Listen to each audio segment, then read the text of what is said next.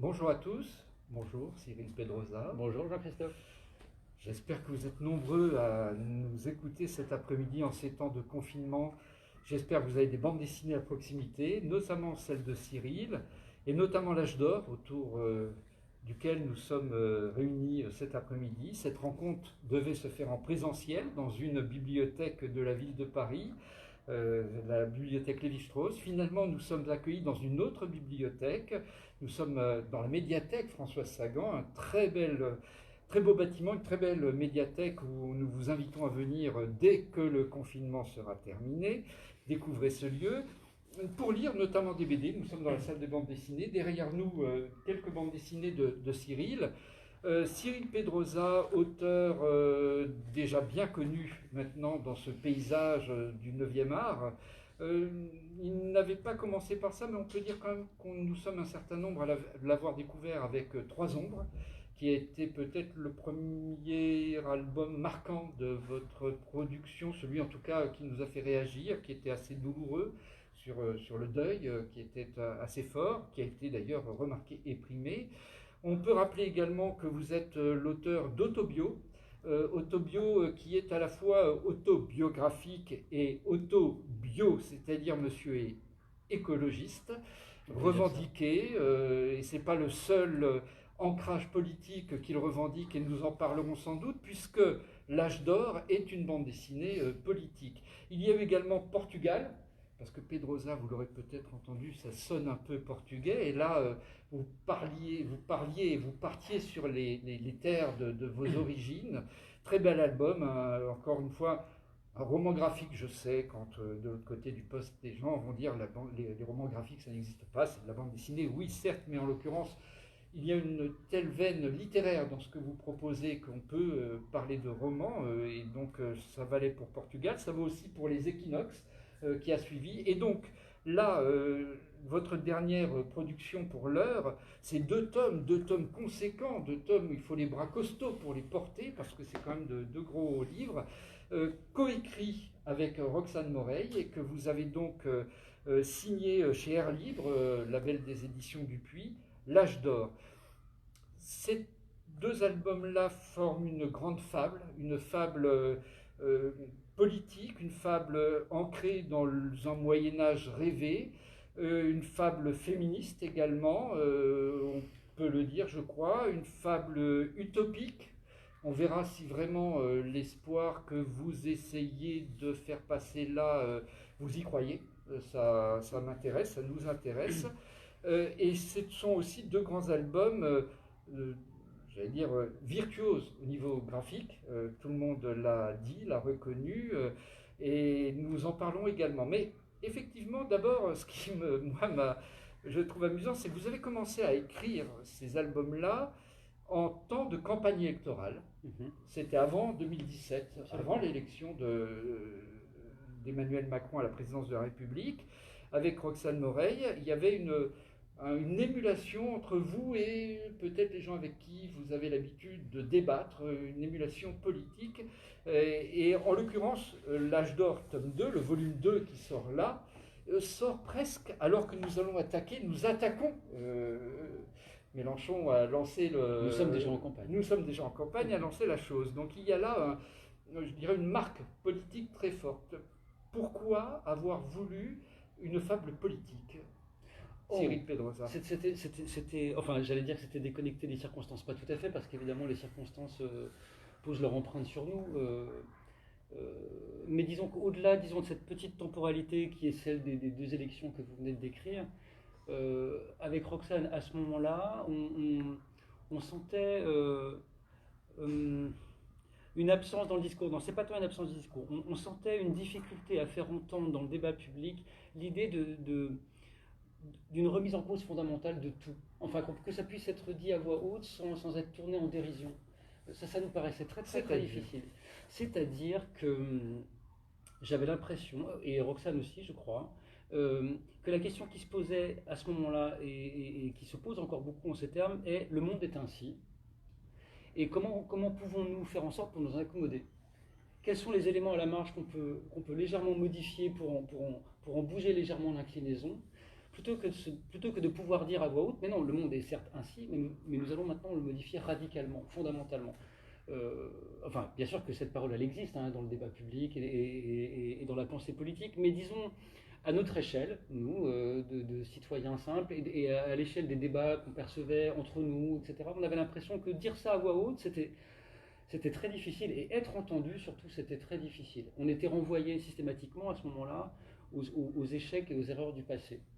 Le communisme a échoué. Voilà, le communisme a échoué. Dans le meilleur des cas, les exemples contemporains, c'était le Venezuela, puisqu'on parle de Mélenchon. Enfin, c'est-à-dire être systématiquement renvoyé aux échecs, comme si ces échecs-là étaient une validation de l'instant.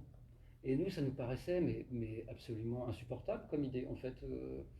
Et ça nous paraissait être à contre-courant de ce qu'est l'histoire, vraiment. Et donc cette envie, elle est née de ça. Enfin, elle est née, oui, je pense, essentiellement de ça. Et après, il se trouve que par un concours de circonstances, elle trouve une résonance au fil des événements politiques. D'inscrire un discours de rupture. Pardon, je t'ai pas compris. D'inscrire un discours de rupture, de se dire non, la politique, ça peut aller jusqu'à dire radicalement non, ça veut dire changer fondamentalement notre société. Alors, on avait envie de ça, mais on avait envie de le dire d'une manière qui puisse faire. Justement, parce que c'est l'avantage des livres et c'est l'avantage de la fiction, c'est qu'on peut dire des choses clairement, à voix haute, mais d'une manière un tout petit peu dépassionnée, en prenant le temps. Et je crois que, enfin, j'espère qu'à la lecture de ce livre, on peut entendre ce que nous essayons de décrire avec Roxane, mais sans se sentir obligé d'y adhérer, d'abord. Je pense qu'on peut prendre un plaisir de lecture à ce livre, même si on n'est pas fondamentalement d'accord avec nous. Je pense que la manière dont on essaie de dire ça à voix haute permet cette distance-là. Et puis après, ça devient un objet de. En fait, ça devient un objet de discussion. Ça devient un sujet. En fait, ça devient un sujet. Et c'est ça, moi, qui me plaît là-dedans. Alors, ce qui est intéressant, c'est que vous dites le faire de manière apaisée, le faire de manière distanciée, offrir cette possibilité au lecteur de s'y retrouver même s'il n'adhère pas. Alors même que dans votre quotidien, vous êtes très actif par exemple sur les réseaux sociaux, vous êtes un homme en colère en permanence. Ah, oui, je suis en colère. Enfin, je suis en colère. Oui, mais la colère, je pense que c'est un point de départ. Enfin, c'est comme ça que je le conçois. Enfin, c'est pas une règle de vie. Hein. J'ai assez peu de conviction sur la manière dont les gens doivent se comporter dans la vie en général et dans l'action politique en particulier. Moi, je constate que, effectivement, la colère est souvent un point de départ. Mais après, il me semble que, en tout cas, peut-être à cause de mon tempérament, la colère n'est pas un bon moteur. C'est-à-dire qu'une fois, la colère est un déclencheur. Et de là, j'essaye, avec mes moyens qui sont quand même intellectuellement assez modestes, mais tout de suite d'être dans essayer de construire de la pensée. Et de pas être dans la réactivité par la colère ou par la peur ou par la passion en général. Après, je sais très bien qu'on est traversé d'affect et que c'est un moteur, je le sais malgré tout, mais je crois, je fais assez peu de choses uniquement sur l'impulsion de la colère. La colère, c'est simplement pour moi un signal, mais qui est un signal, je pense, qui est très sain, hein, comme la peur est un signal qui est très sain, c'est un signal d'alerte, la peur ou la colère. Alors après, il s'agit d'essayer de comprendre qu'est-ce qui vous met en colère et quelles conclusions vous pouvez en tirer dans l'action, d'une manière concrète, simple. Mais c'est une question de tempérament. Ce qui vous met en colère, apparemment, c'est, dans la vie en tout cas, comme dans ce livre qui commence par ça, sans divulgacher l'histoire, on peut dire que vous êtes du côté des gens de peu. Dès le départ, les premières pages, on est dans cette fable médiévale, moyenâgeuse, on est auprès de trois pauvres hères qui n'ont pas le pouvoir et qui aimeraient bien ne serait-ce que manger un bon cuisseau. Oui, voilà, c'est tout. Ils ne demandent pas grand-chose dans la vie, ils demandent juste de manger un truc bon un jour. De temps en temps. Voilà. Donc c'est ça, ce qui vous met en colère, c'est votre positionnement quand vous regardez le monde, il est de ce côté-là. Il est de ce côté-là, mais après c'est quand même très basique comme pensée politique. Hein. Je ne prétends pas qu'elle soit très élaborée, mais je n'arrive pas à me résigner. Et en plus, je parle à mon nom, mais en réalité, ce récit, c'est vraiment un récit de deux voix. C'est la mienne et c'est celle de Roxane. Et je crois que pour le coup, on ne parlait que d'une seule voix quand on écrivait tout ça. C'est simplement quelque chose d'assez élémentaire. C'est ne pas accepter ce qui fondamentalement ne nous semble pas acceptable en fait. Même si le monde est ainsi, je n'arrive pas à me résigner à l'idée que Mais je ne sais pas, c'est des choses simples que des gens meurent de faim dans ce pays. Moi, en tout cas, soit mal nourris, que des étudiants soient obligés d'aller faire la queue pour aller récupérer des colis alimentaires. Moi, ça me paraît insupportable en fait. C'est votre retweet du jour. Oui, c'est vrai. Non, mais c'est pas acceptable. Alors après, on peut construire un discours comme un ministre, un secrétaire d'État qui explique que malgré la pauvreté, on peut apprendre à cuisiner convenablement. Ou se dire, mais non, en fait, le problème n'est pas là. Le problème, c'est pas d'apprendre à cuisiner. Le problème, c'est que c'est pas normal que des gens puissent pas s'acheter des denrées alimentaires décentes pour nourrir leur famille. Alors après, ça c'est un constat de départ, et puis après on peut essayer d'en tirer un point de vue politique, le construire, le théoriser, je ne sais pas, d'un point de vue marxiste ou d'un point de vue de l'écologie politique, et d'une certaine manière, peu importe, parce que là, enfin pas peu importe, pas pour moi, mais ce que je veux dire, c'est que je ne suis pas capable d'étayer ce discours-là. Moi je peux juste faire un constat effectivement émotionnel, et ensuite, parfois de temps en temps, le mettre dans une fiction, et c'est ce qu'on a essayé de faire là avec Roxane. Alors cette fiction, vous l'installez dans on le disait, un Moyen-Âge rêvé, d'enluminure. Pourquoi avoir choisi cela plutôt que de faire soit une fiction contemporaine, soit de la bande dessinée de reportage par exemple? Alors c'est vrai que ça aurait été un angle. Je me rappelle qu'au début du livre, moi j'ai essayé de convaincre Roxane de faire justement pas un BD reportage, mais presque une BD documentaire sur l'histoire de la gauche au XXe siècle, post-Seconde Guerre mondiale. Et pour essayer de comprendre, mais même pour nous-mêmes, qu'est-ce qui s'est passé en fait? Qu'est-ce qui s'est passé là? À quel moment nos illusions ont vrillé? Où est-ce qu'on a échoué? Pourquoi? Comment? Essayer de comprendre. Et Roxane me dit oui, c'est très intéressant, mais ça va être un peu ennuyeux. Non, Étienne Davodo le fait très bien. Mais Étienne Davodo, mais c'est une question. Et je pense qu'Étienne Davodo et d'autres même le font très bien. Mais c'est une question de tempérament. Et peut-être qu'on est. Elle a raison là-dessus. Je pense qu'on est un peu plus opérant quand on fait de la fiction, je crois. Alors pourquoi ce Alors Moyen-Âge? pourquoi? Mais parce qu'en fait, justement, comme parler ça dans un univers contemporain, essayer de dire à voix haute, voilà, on veut que le monde soit radicalement différent, et on a raison en plus de le dire.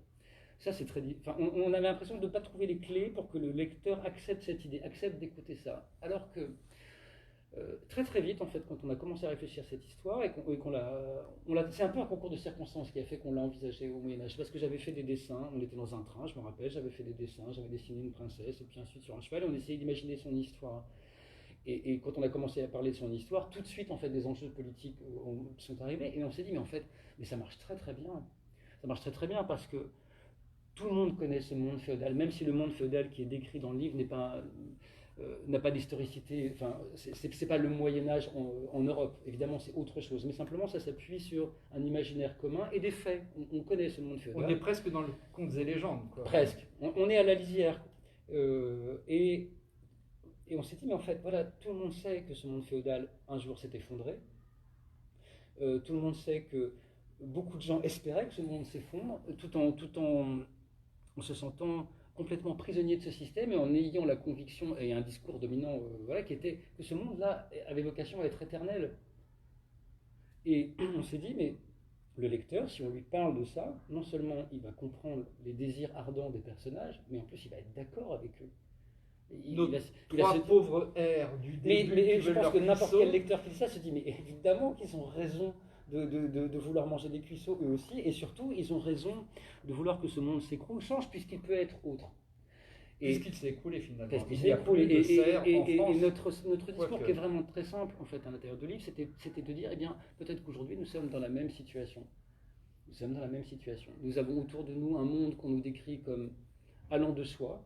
D'une certaine manière, on a devant nous un horizon capitaliste pour l'éternité, qui est le monde naturel qu'on nous décrit, mais qui malheureusement, qui visiblement ne satisfait pas plein de monde, nous, enfin moi, Roxane, plein de gens, je crois, et des gens qui en souffrent énormément, et qui se disent, mais en fait non, ça pourrait être tout à fait autre chose. Alors quoi? Et c'est ça, et alors ça c'est un volet qu'on décrit pas du tout dans le livre, mais ces gens-là qui se révoltent, eux, ils n'ont aucune idée de ce que va être le monde après. Ils parlent juste du constat que ce monde n'est plus acceptable en fait.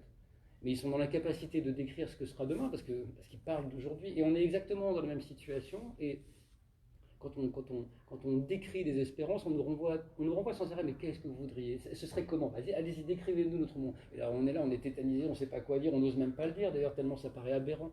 Mais c'est normal en fait, on ne peut pas le décrire. On peut pas le décrire. L'homme du XVIIIe siècle ne peut pas décrire le XXe siècle comme un espoir.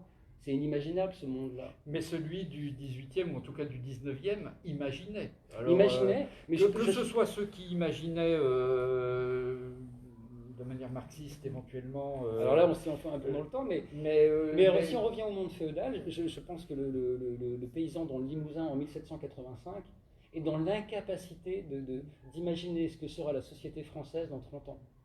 Et dans l'incapacité totale. Et quelles que soient ses aspirations, quand bien même il en est marre d'aller travailler dans les terres de son seigneur, etc.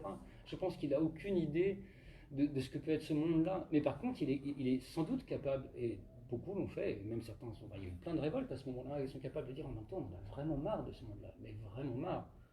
Et on va aller brûler les greniers, enfin des choses comme ça. Mais donc c'était en fait simplement, c'était pas résoudre la question, c'était pas dire voilà, on va faire ça, c'était simplement dire on a le droit, et il est légitime et sans doute assez juste de dire ce monde-là ne nous convient pas et on voudrait qu'il soit absolument différent. Alors vous disiez avoir commencé par dessiner une princesse à cheval, dans un prince, c'est ce que vous venez de nous raconter. Justement, c'est pas un prince, c'est une princesse. C'est une princesse. Pourquoi ? Eh bien, c'est un heureux concours de circonstances, je crois.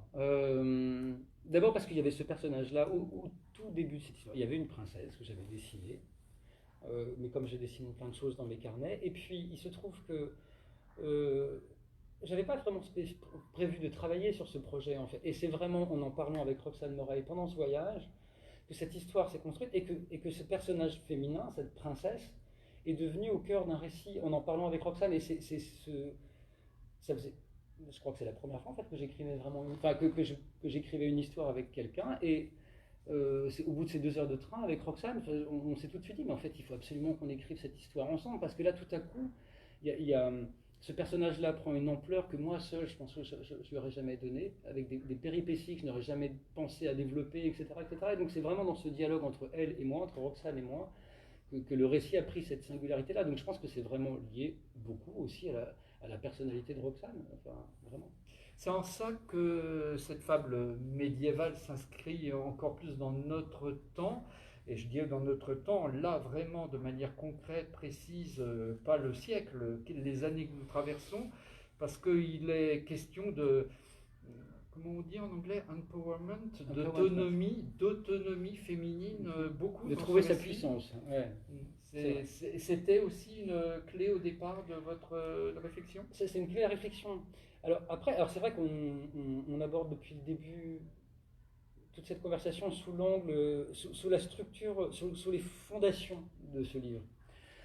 Et alors effectivement, il y a l'enjeu politique, il y a les questions féministes, et la manière dont tout ça s'articule, se répond, parfois est en conflit.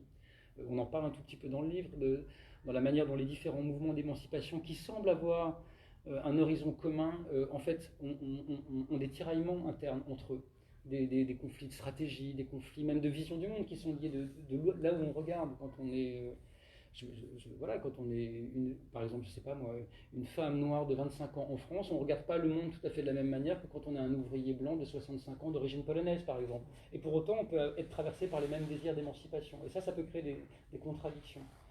Mais ce qui s'est passé, c'est qu'on avait ça en tête, c'est vrai. Mais bizarrement, quand on a commencé à écrire, et pendant tout le long, on était plutôt porté par le fil, par le plaisir de créer des péripéties. C'est assez étrange, c'était une dynamique d'écriture qui était assez étrange. C'est-à-dire que le livre, c'est pas du tout, enfin je crois pas, hein, c'est pas un discours, enfin là je parle beaucoup d'une manière assez théorique, mais dans le livre ça ne l'est pas du tout, c'est des gens qui vivent des aventures en fait. Oui, c'est moi qui vous pose la question. Non, mais c'est moi qui vous oblige à parler politique. Non, mais parce que c'est très présent. Et dès le départ. C'est très présent dans le. Et c'est encore plus présent, encore plus visible, je crois, dans le deuxième volume. Parce qu'il y a une noirceur dans le deuxième volume et qui rend les tensions politiques encore plus visibles, je crois. Enfin, je pense. Mais en réalité, c'est présent dans tout le bouquin et je ne le nie pas du tout. Mais dans la manière dont on l'a abordé, on n'a pas fait une liste comme ça des grands sujets politiques qu'on voudrait aborder. On a plutôt essayé de suivre le fil des péripéties, et je pense qu'on devait vraiment être très très préoccupé par ce sujet-là à ce moment-là, parce que très très naturellement, les péripéties qu'on construisait étaient des illustrations de ces enjeux.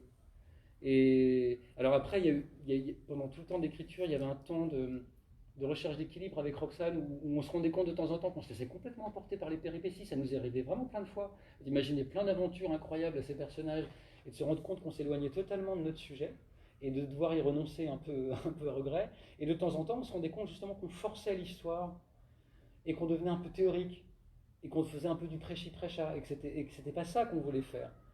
Et donc ce qu'on voulait, c'était essayer de trouver une espèce d'élan naturel des événements, des péripéties pour qu'il y ait un flux comme ça, une aventure, mais sans jamais perdre ce qu'on avait envie de dire. Mais c'était étrange parce que ça ne se faisait pas sur un programme. Je pense qu'on était vraiment animé par cet élan-là quand on écrivait ce scénario. Alors je vais encore freiner l'élan, je vais encore rester dans Mais ça me va très bien. Dans les fondations du travail. C'est quand même pas un hasard si dans le premier volume, on arrive en pleine forêt dans un gynécée. Non, c'est pas du tout un hasard. Non, c'est pas du tout un hasard. C'est un gynécée et c'est un phalanstère féministe aussi. C'est un peu les deux. C'est-à-dire que c'est loin de tout, mais c'est quelque chose qui se joue encore aujourd'hui. Enfin, il y a un peu de mouvement d'ailleurs dans la manière d'essayer de créer des interstices dans un contexte politique où on peut se sentir prisonnier. Il y a une tentation, par exemple, de la fuite, de créer comme ça des îlots à l'intérieur duquel on va réussir à vivre le monde rêvé, mais en se tenant à l'écart du monde tel qu'il se déploie en ce moment. On retrouve les utopies du 18e, par exemple. Du 18e, mais aussi des communautés anarchistes au début du 20e siècle. Ou la ZAD, de Nantes, qui était à côté de chez vous à l'époque. Cette question, elle traverse beaucoup ces mouvements-là aussi. Qu'est-ce que c'est une ZAD? Est-ce que c'est un point de départ? Est-ce que c'est pour créer un îlot politique comme ça qui serait protégé de tout, ou est-ce que c'est un point de départ pour créer d'autres ZAD, ou est-ce que c'est un point de départ pour créer des actions, pour revenir à l'intérieur du monde réel dont on veut s'échapper pour ensuite agir? Il y a plein de, pas forcément de débats, mais en tout cas il y a un peu des tensions là-dedans sur ce qui anime tout ce moment-là. Et vous, par exemple, vous pensez qu'est-ce que j'en pense? Moi je pense que la ZAD c'est comme créer une espèce de fracture, de petit interstice comme ça qu'on essaye d'ouvrir. Mais je pense que c'est qu'un point de départ. Vous êtes allé à Notre-Dame-des-Landes? Non, jamais. En fait, je voulais y aller avec Loïc Sécheresse, autre auteur de bande dessinée. Et j'allais dire un chroniqueur du temps, parce qu'il dessine beaucoup, lui aussi de manière engagée, et vous avez manifesté ensemble. On a manifesté ensemble et on a dessiné ensemble pendant les manifestations. Et on avait prévu d'aller à la ZAD il y a quelques mois, et puis voilà, les événements nous en ont empêchés. Mais en fait, c'est un très très bon exemple, c'est-à-dire que pourtant je me sens très très proche de ce mouvement-là, de celui-là, et pourtant j'ai jamais mis les pieds. Alors que c'est un endroit où on est bienvenu, enfin, je veux dire, tout le monde peut y aller. Hein. Mais, alors ça raconte d'abord quelque chose de ce que je suis sans doute, hein, c'est-à-dire un bourgeois qui vit à Paris dans son confort et qui a du mal à s'en extirper pour sortir justement de ses habitudes. Et puis quoi d'autre? Non, après, alors non, je reviens du coup pour essayer de ne pas perdre le fil de ma réponse. Ouais. Moi je vois ça comme un interstice, mais qui est un point de départ, c'est-à-dire que c'est comme un camp de base pour revenir ensuite, dans lequel on se replie, pour ensuite revenir agir dans le monde réel. Voilà, c'est comme ça que je le conçois. Pas du tout comme une fin en soi. Mais d'ailleurs, je ne pense pas du tout que les gens de la ZAD de Landes considèrent que la ZAD soit une fin en soi, je ne pense pas. Revenons à l'âge d'or, et en l'occurrence, vous disiez, au-delà de ces fondations politiques, ces réflexions sur la société, sur la manière... Il y a des péripéties, il y a aussi des personnages. Et d'abord, ce sont des personnages, parce que les péripéties n'existent que parce qu'il y a des personnages. Vos personnages sont assez forts, et là aussi, on pourrait croire, avec les discussions que nous menons depuis le début, qu'il y a d'un côté les hommes, de l'autre côté les femmes. Non. Tancrède, le fit-elle serviteur, enfin serviteur chevalier, et là auprès de la reine qu'il trouve légitime. La mère de votre princesse n'est pas une femme aimable, par exemple. Non. Donc vous avez complexifié, les choses ne sont pas noires ou blanches. Oui, je suis content que vous disiez ça, parce qu'effectivement, c'est pas une répartition des rôles avec les gentils et les méchants. C'est pas comme ça. C'est plutôt, on essaie de décrire toutes les contradictions que nous contenons tous. Alors après, elles s'expriment différemment en fonction de nos tempéraments, mais même Tilda, qui est le personnage principal de ce récit, et que l'on suit, enfin, on est pratiquement toujours à ses côtés. Pas toujours, mais on est pratiquement toujours à ses côtés pour suivre ce récit. c'est un personnage qui a beaucoup de contradictions, et des contradictions très très puissantes et qui vont très très loin dans le deuxième. Par exemple. C'est-à-dire que Tilda, qui est portée par un élan, en tout cas dans un premier temps, d'abord elle est à la recherche de son destin, elle essaie de comprendre que doit-elle faire dans de telles circonstances. Beaucoup de gens se posent cette question-là. Il se trouve que Tilda, elle a des responsabilités particulières qui sont liées à son rang. Dans ce monde-là, elle a des responsabilités particulières. On peut quand même dire, parce que c'est le tout début de l'histoire, que elle est là parce qu'elle devrait devenir reine Voilà. à la mort de son père et qu'elle est dépossédée de ce titre et de ses responsabilités parce qu'elle est une femme. Parce qu'elle est une femme. Parce qu'elle est une femme. Alors, parce qu'elle est une femme, mais c'est là que ça rejoint ce que vous disiez tout à l'heure sur sa mère, et aussi parce qu'elle est victime d'un complot politique où sa mère, alors effectivement, sa mère utilise la puissance du patriarcat pour obtenir du pouvoir pour elle-même. Enfin, c'est un truc assez tordu. C'est-à-dire que vous êtes assez tordu. Pas tant que ça, franchement. Mais, et donc, le personnage de Tilda, elle est condamnée à l'exil. Et justement, par son rang, par la nature de son histoire, elle se sent malgré tout avec une responsabilité singulière. Dans ce monde-là, une fille de roi estime qu'elle a une responsabilité particulière. Et elle a avec elle des compagnons de voyage, il y a Tancred, qui effectivement qui est un chevalier au service du pouvoir ce serait légitime. Voilà, au service du pouvoir légitime, mais qui en même temps n'est pas aveugle des contradictions du pouvoir et de ses dérives. Il les perçoit. Et c'est par penchant naturel, et par un penchant naturel qui s'accommode de son légitimisme, qu'il suit cette princesse. Ça lui permet de faire coïncider les deux. Et puis il y a un autre compagnon qui est Bertil, qui lui était un compagnon de jeunesse de Tilda, et qui est un garçon qui vient du peuple. Mais qui a grandi à ses côtés. Donc lui aussi, il est un peu entre deux mondes. Mais ce qui fait qu'il ne voit pas les mouvements qui traversent ce royaume exactement de la même manière que Tilda. Et puis donc, le récit se met en mouvement. Tilda, dans le premier... Il précise même, le fameux Bertil à un moment donné, alors que son maître, son chevalier Tancred, a donné sa parole de chevalier pour ne pas faire quelque chose, et il lui dit, moi j'y vais. Ah ben non, on a donné notre parole. Oui, vous êtes chevalier. Pas moi, je le suis. Oui, absolument. Il n'est pas chevalier. Et il exprime à un moment donné à Tilda que voilà, le monde étant tel qu'il est, ils ne sont jamais du même côté en fait, en réalité. Et donc Tilda essaie de comprendre quel est son destin. Et puis dans le tome 2, sans trop en dévoiler les choses, le temps a passé et Tilda est devenue un chef de guerre. Et ce n'est pratiquement qu'une grande bataille. Ce n'est qu'une grande bataille. C'est-à-dire que le premier volume, je crois, se déroule sur plusieurs mois, en réalité, si on essaie d'imaginer la temporalité. Ensuite, il y a une ellipse de plusieurs années entre les deux récits, et le deuxième tome se passe sur une dizaine de jours. En fait, c'est une longue bataille. L'histoire commence, on est déjà au cœur d'un long siège. Voilà, la guerre a commencé depuis longtemps, elle s'est enlisée. Tilda est devenue un chef de guerre, animé d'un étrange élan. Jeanne d'Arc. C'est Jeanne d'Arc. Jeanne d'Arc telle qu'on nous l'a vendue, je dirais, à l'école pendant. Vraiment, oui, c'est ça, vraiment la Jeanne d'Arc iconique. Mais sauf que disons, l'élan de Jeanne, on le connaît. Elle avait des voix divines et elle les écoutait pour savoir quel devait être son chemin et quelles devaient être ses actions. Tilda, c'est autre chose. Tilda, elle est animée d'une espèce d'énergie intérieure, quelque chose qui la dévore, dont on découvre dans le livre dans le tome 2 de quoi il s'agit. Mais ce qui se passe du coup pour elle, c'est que, ce qu'on voit de toute évidence, c'est que l'exercice du pouvoir et cette espèce de toute puissance qu'elle semble avoir l'a rendue insensible au monde, en fait, et l'amène de toute évidence vers une impasse totale et vers une perte totale du sens de ce qu'elle est en train de faire en réalité. Elle combat d'une manière obstinée, en semblant avoir totalement oublié pourquoi elle combattait. Et quiconque la contredit en essayant de lui rappeler pourquoi elle combat, est a priori condamnée à aller en prison. Enfin, voilà, elle est prise dans l'ivresse du pouvoir. Ça va même plus loin. Vous vous souvenez comme il avait changé, Obama, en quelques années de pouvoir, comment ses cheveux, c'est pas vous que j'ai parlé des cheveux gris, évidemment, vous ça fait longtemps. Ouais, ça fait longtemps, ouais. Mais lui, physiquement, il avait changé. Je ne sais pas si vous avez vu les photos de Trump aujourd'hui, mais aujourd'hui, non, hier aujourd'hui, eh ben, il n'a plus les cheveux orange. Ah oui. Ça y est, il a les cheveux gris. Il a les cheveux Il a gris. renoncé, là, Là. en 48 heures, il a renoncé à se teindre les cheveux. Ah, c'est un Et signal. ça change complètement sa tête. Quelque chose a changé.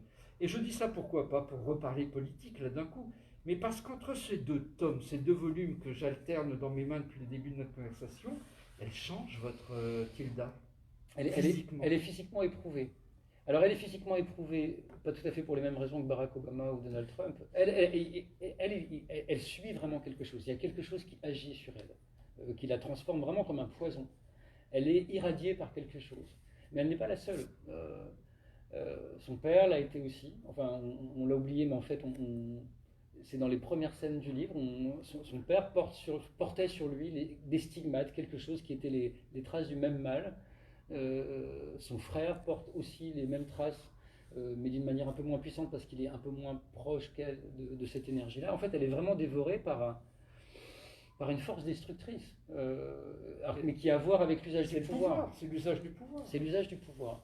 C'est l'usage du pouvoir. Et c'est l'usage du pouvoir, mais qui est d'autant plus destructeur dans le cas de Tilda. Alors, je ne vais pas me lancer sur un avis sur Obama ou Trump, mais dans le cas de Tilda, véritablement parce qu'elle a tordu le sens de la puissance dont elle disposait. Elle est enivrée de cela, elle l'a mis à son propre service, et plus du tout au service du bien commun, comme c'était son élan. Il y a quelque chose qui s'est perdu en route, et plus personne n'a la possibilité de la remettre sur le droit chemin. En fait, elle a construit un pouvoir total autour d'elle, qui ne subit aucune contradiction. Et je pense que peu de gens qui exercent le pouvoir sont à l'abri de ça. Je rassure ceux qui nous regardent et qui n'auraient pas encore lu L'Âge d'Or, nous n'avons encore rien dévoilé de l'histoire. Rien dévoilé. On est très théorique pour l'instant. On reste sur le fil, mais on n'a rien dévoilé. Vous pouvez vous lancer dans cette immense, des heures de lecture, dans cette immense épopée, parce que ça tient de l'épopée, et en l'occurrence, vous ne savez encore rien, et vous ne saurez rien d'ici la fin de cette discussion. Peut-être quand même, on parlait d'ivresse, il y a une ivresse absolue dans ce travail, c'est l'ivresse du dessin. Je pense vraiment que quel que soit le lecteur qui prendra en ses mains ces deux albums, ne pourra qu'être ébloui par votre travail et l'adéquation, évidemment, avec cette fable médiévale. C'est-à-dire que vous avez été chercher dans Bruegel certaines manières de faire tenir une histoire, ou en tout cas une séquence, un récit en une seule image. Vous êtes allé chercher dans les enluminures une manière, dans les livres d'heures, une manière de raconter et de dessiner et de mettre en couleur du Moyen-Âge. Je me souviens aussi qu'il y a quelques années, je vous avais invité à parler d'une toile de maître, et vous aviez choisi les Nymphéas de Monet parce qu'on touchait à l'abstraction et à l'usage de la couleur. Et vous disiez, Monet, toute sa vie, s'est posé la question de la couleur. Alors, comment Pedrosa se pose-t-il la question de la couleur, qui n'est pas tout à fait la même dans les deux albums. D'ailleurs, les couvertures le disent déjà. Il y a une évolution. La couleur, pour moi, c'est un mystère absolu. En fait, je peux pas dire mieux que ça. C'est un mystère absolu. Et je m'emploie autant que possible d'essayer de le résoudre, de trouver des solutions, mais j'ai toujours l'impression que c'est quelque chose de beaucoup plus insondable, immense que le dessin. Ce qui est absurde, sans doute. Enfin, mais dans le dessin, j'ai l'impression d'avoir acquis quand même au fil du temps une sorte du savoir-faire, mais comme n'importe quel auteur ou autrice, au bout d'un moment, on acquiert du savoir-faire. Mais au-delà de ça, j'ai l'impression dans le dessin d'avoir des possibilités de me représenter mentalement ce que je veux faire. Je suis en capacité de mentaliser les images, les dessins, avec une limite à ça, parce qu'évidemment, c'est beaucoup plus. Enfin, moi, ça m'amuse beaucoup plus quand je suis surpris que je produis des images auxquelles je ne m'attendais pas, mais quand même, dans le dessin, j'y arrive. J'ai des capacités de projection. En couleur, pas du tout.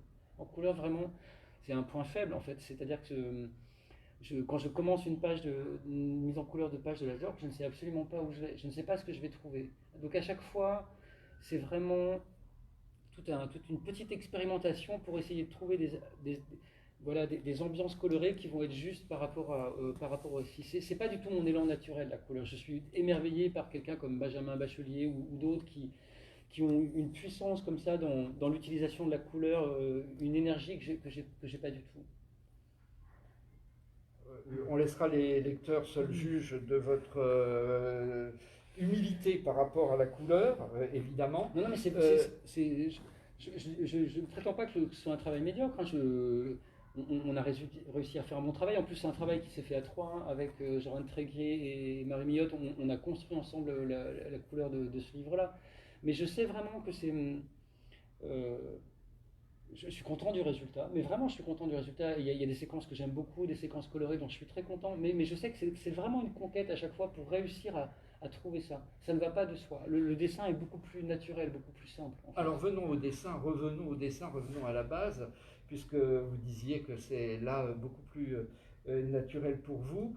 Vous dessinez, autant les couleurs se fait sur ordinateur, hein, on peut le dire, autant vous dessinez encore et vous ancrez sur papier, c'est ça? Oui, oui, au pinceau, sur du papier. Ouais. Un travail de moine qui rappelle un peu celui des moines copistes. Il faut beaucoup de patience. Alors je suppose pour tous les auteurs de bande dessinée, mais peut-être plus encore quand on a votre style graphique, en tout cas pour ce livre-là. Pour ce livre-là. Après, je pense que ça c'est vrai, c'est un rythme très particulier au travail de création en bande dessinée. C'est un rythme long.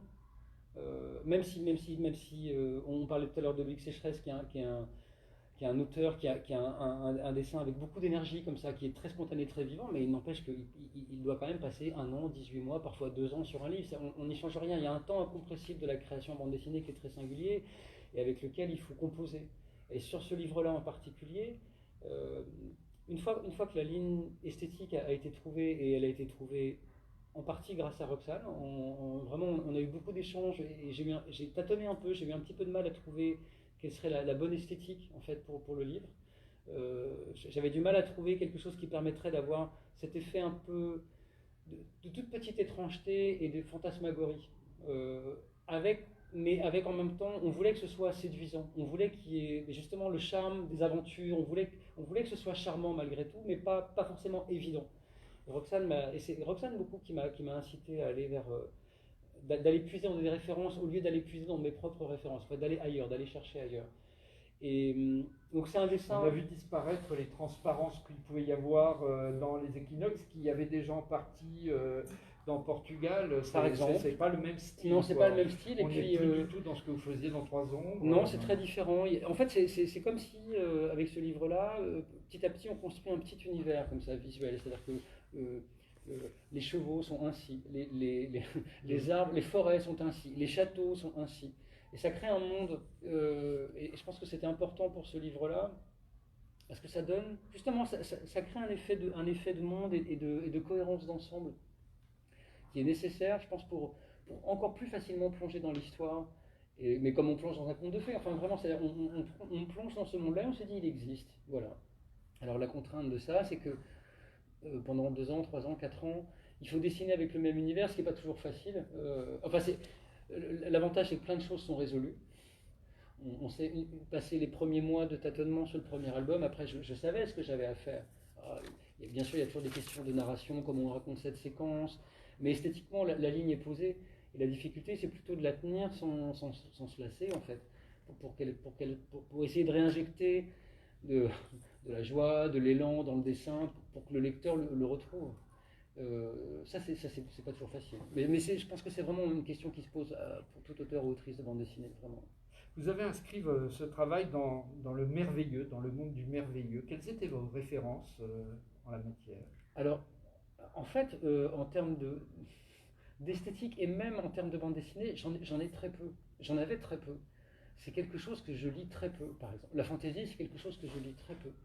Le Seigneur des Anneaux, c'est pas Alors là, je dois avouer que j'ai commencé... Non, j'ai essayé de le lire adolescent et ça m'est tombé des mains. Je sais que c'est vraiment...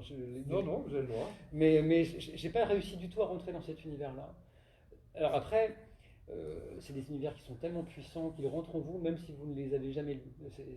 C'est la puissance de ces fers de lance populaires comme ça, c'est-à-dire qu'ils sont rentrés dans notre imaginaire commun Évidemment, j'en ai une vision superficielle, mais j'ai quand même une certaine vision de ce que c'est que le monde de Tolkien par exemple, et de toutes les représentations qu'il y en a eu.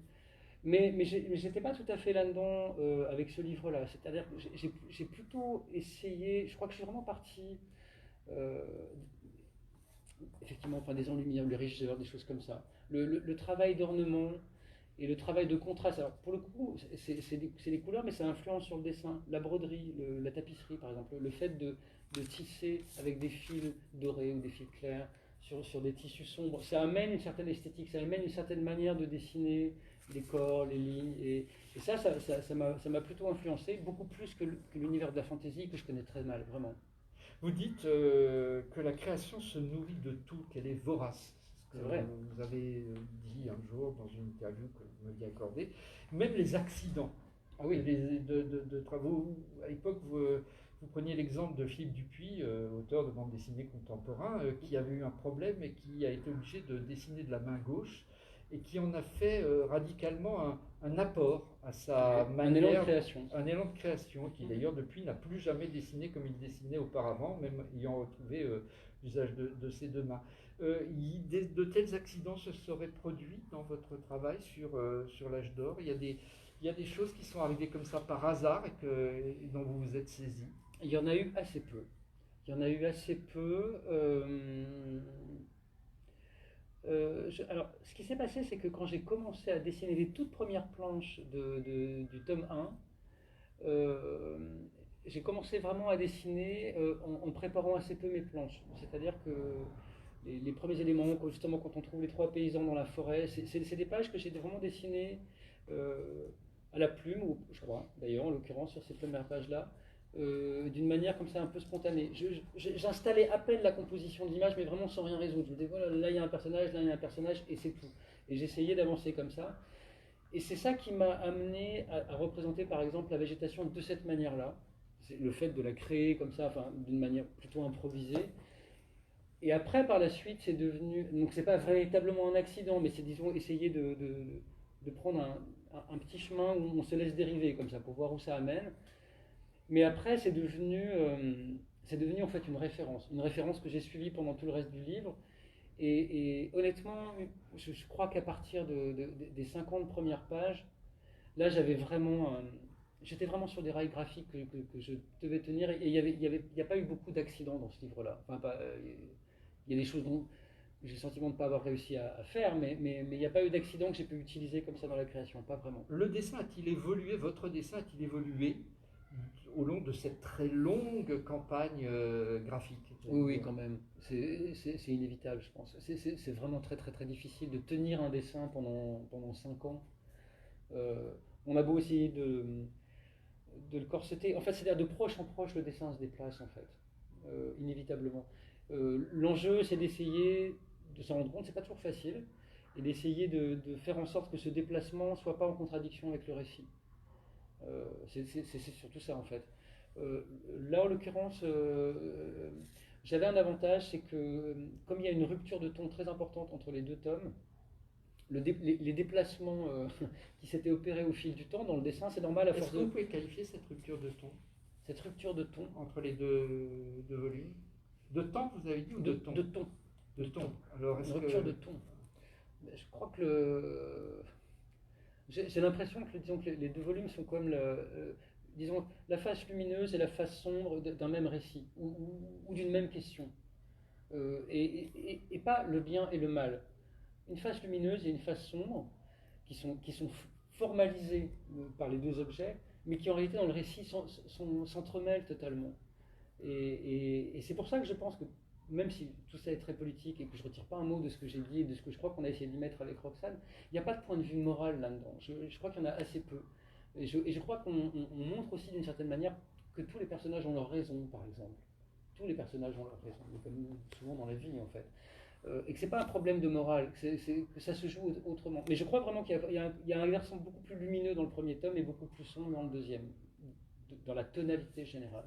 Alors, je ne sais pas si ce n'est qu'un ma lecture, en tout cas ma vision de la chose, mais moi j'ai trouvé que le premier, même si il y a une folle continuité.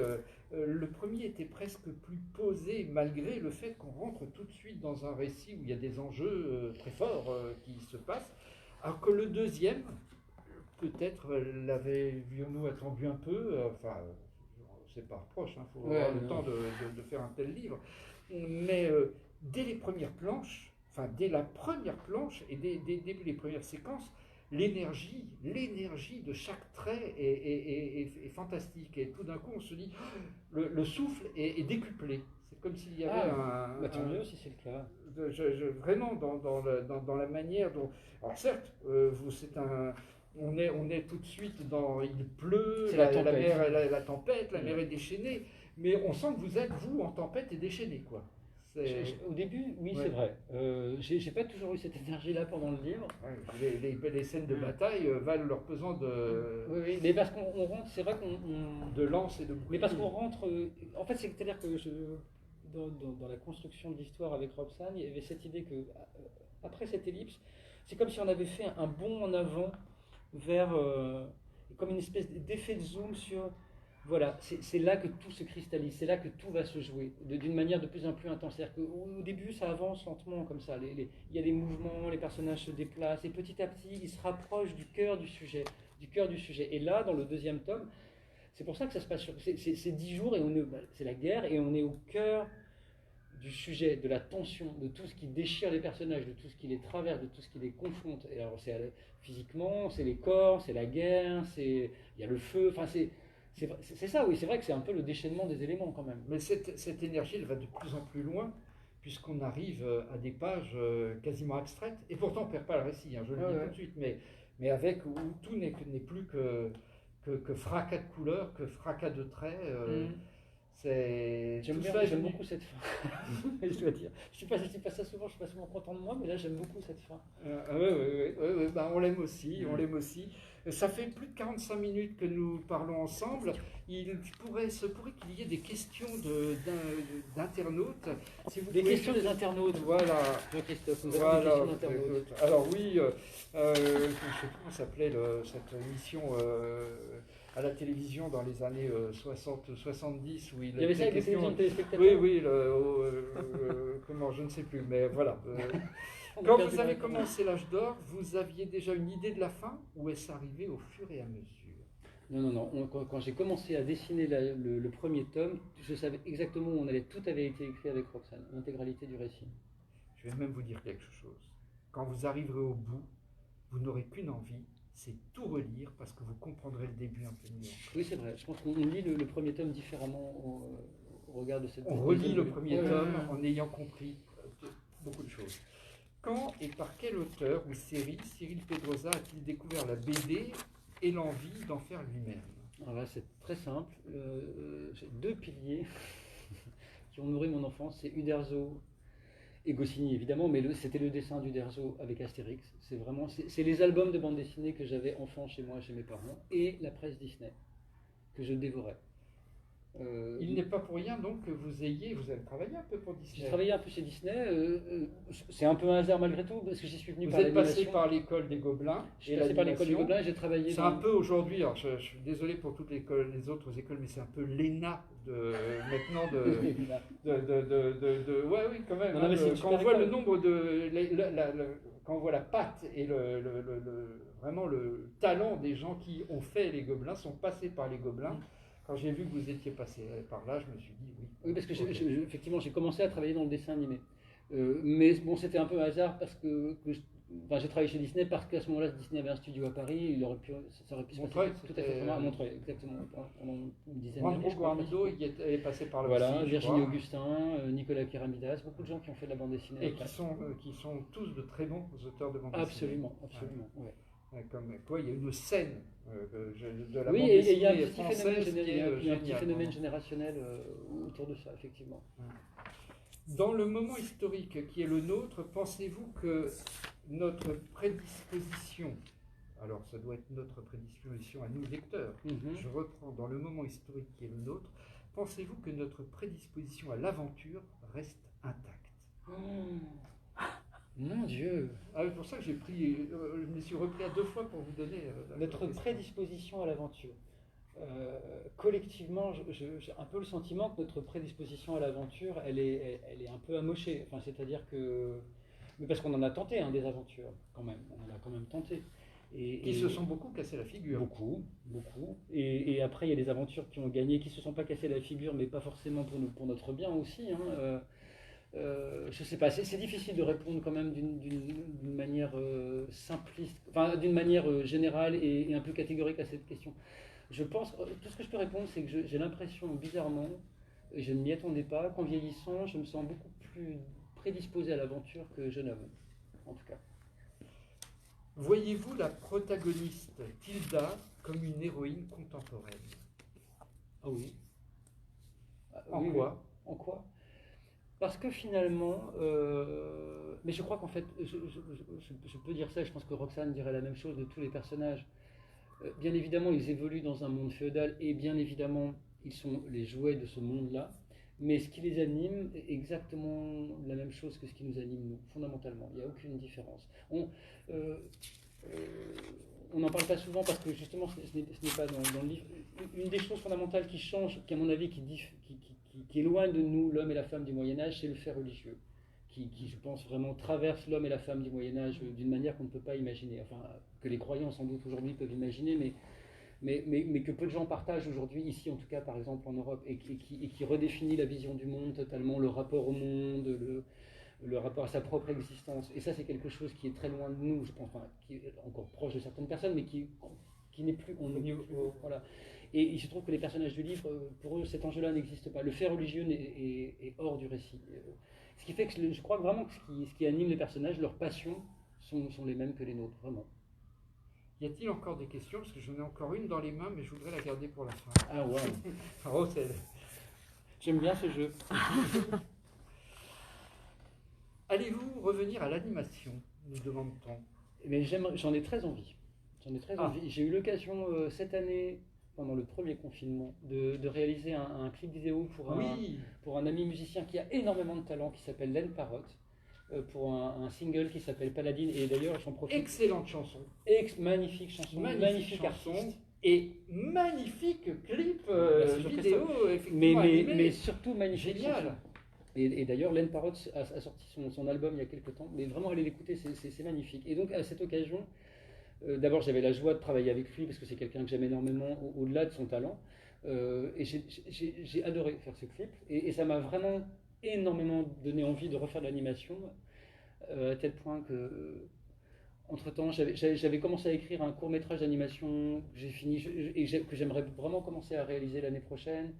Et je crois même que mon rêve secret, ce serait de pouvoir réaliser un film d'animation, un long métrage d'animation, mais vraiment, parce que marcher sur les traces d'un Arthur de Pince, d'un John Sward, il y en a un certain nombre. Il y en a beaucoup qui l'ont fait, c'est vrai. Et marcher sur leurs pas, en tout cas, disons, avoir le courage qu'ils ont eu, l'élan qu'ils ont eu, ça oui, mais trouver ma voix là-dedans, ma voix singulière. Enfin, j'aimerais bien réussir à faire de l'animation de la même manière que je fais de la bande dessinée, en essayant de tenir une ligne qui est la mienne, en fait. Ce qui n'est pas si simple, parce que je crois que j'ai tout à apprendre dans l'animation. J'en ai une connaissance un peu lointaine, maintenant je ne suis plus un jeune homme de l'animation. Bah oui, et on l'a dit. Hein. Et la vie, vous avez 47 ans, hein, vous n'êtes plus tout à fait un jeune homme non plus. Tout à fait clair non plus. Vos références littéraires, demande-t-on ici? Mes références littéraires, je sais pas, qu'est-ce que je peux citer là? Je peux citer un bouquin que j'ai essayé de trouver désespérément là dans ma bibliothèque. Mais peut-être allez-vous le trouver en revenant. Peut-être. Quand ça sera ouvert ou en click and collect. Je ne sais pas si François Sagan fait du click and collect. Non, pas de click and collect. J'avais chez moi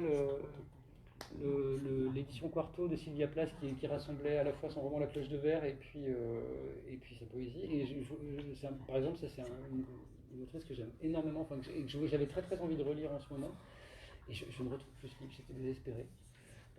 Non, mais qu'est-ce que je peux citer? Un auteur français, par exemple, mais vraiment beaucoup de gens aiment, mais qui m'a redonné le goût de la lecture quand j'avais une vingtaine d'années, c'est Echenoz.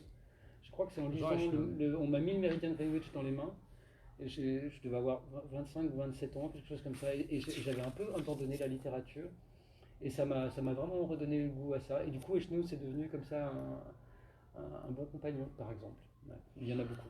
Et il y avait une deuxième question, les livres qui vous ont inspiré pour créer l'âge d'or, y en a-t-il eu? Alors, il y a assez peu de. Enfin, il y a des choses qu'on a lues. On a lu des choses sur Thomas Munzer. Quand on a travaillé sur l'écriture du texte de l'âge d'or, parce que l'âge d'or, c'est aussi un livre à l'intérieur du livre, avec un texte. Là, on a un peu relu Thomas More, des choses comme ça. Mais il n'y avait pas tellement de références littéraires, bizarrement. Euh, oui, c'est vrai. Alors que Roxane est une très grande lectrice, bien plus grande lectrice que moi encore, je crois. Et Il faut dire que si je ne l'ai pas oublié, c'est une libraire. elle est libraire. Oui, oui. Mais alors, c'est vrai que les libraires sont souvent des grands lecteurs. Ah oui. Mais pas toujours. Enfin, et puis, ils ont, je crois, la difficulté de devoir lire toutes les nouveautés. Enfin, c'est complexe, ils doivent faire beaucoup de choix. Mais en l'occurrence, elle lit beaucoup et on avait aussi beaucoup de lectures communes. Mais pour l'écriture, on avait assez peu de références littéraires. Alors là, il y a une question que j'ai failli vous poser tout à l'heure, mais je me suis dit, je ne suis pas sûr que ceux qui nous regardent de l'autre côté de ce Facebook Live puissent le comprendre. Et comme ils la posent, je suppose qu'ils la comprennent. Très bien. Vos taches d'encre sur les doigts, c'est pour 1000 dessins pour les libraires, dans les librairies? Oui, c'est parce que j'étais en train de finir ces 1000 dessins avant d'arriver ici. Il faut dire de quoi il s'agit.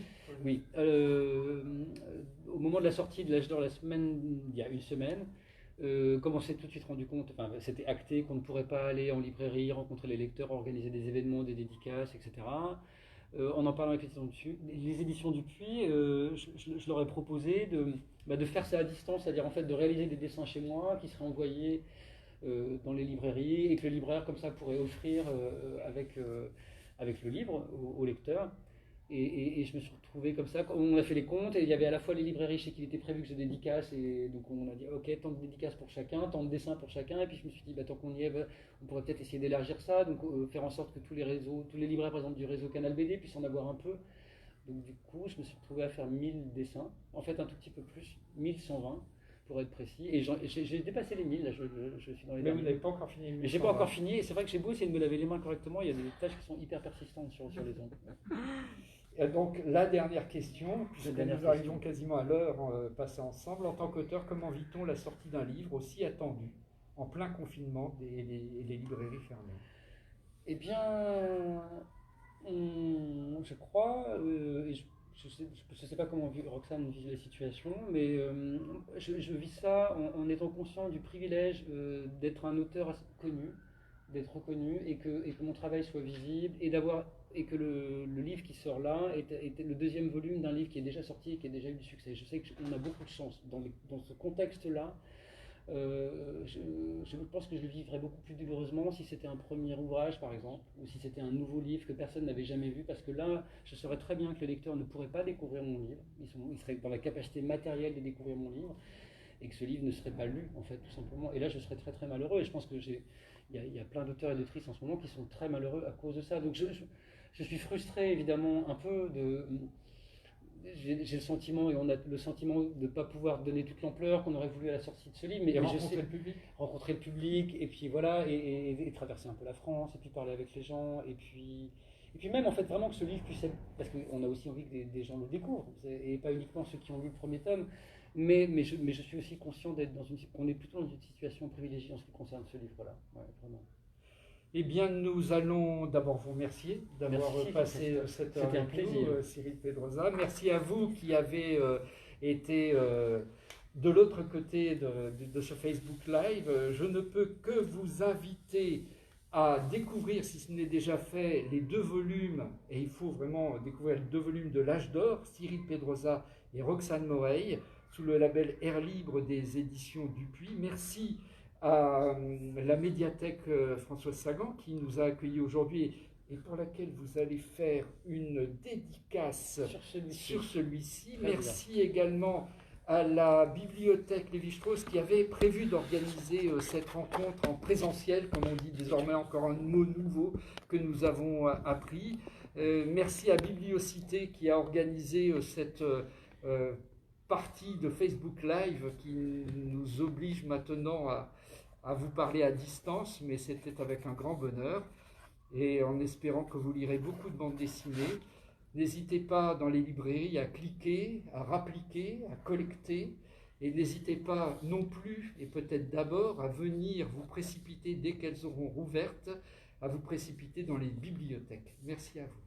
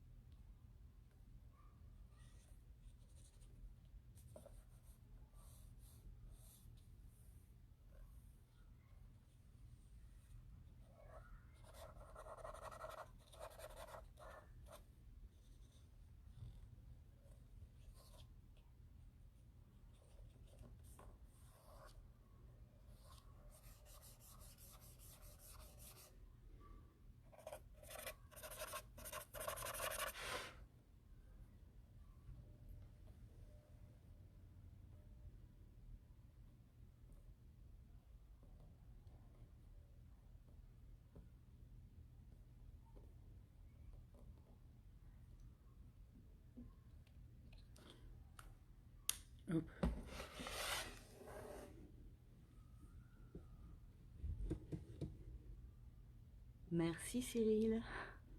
Merci.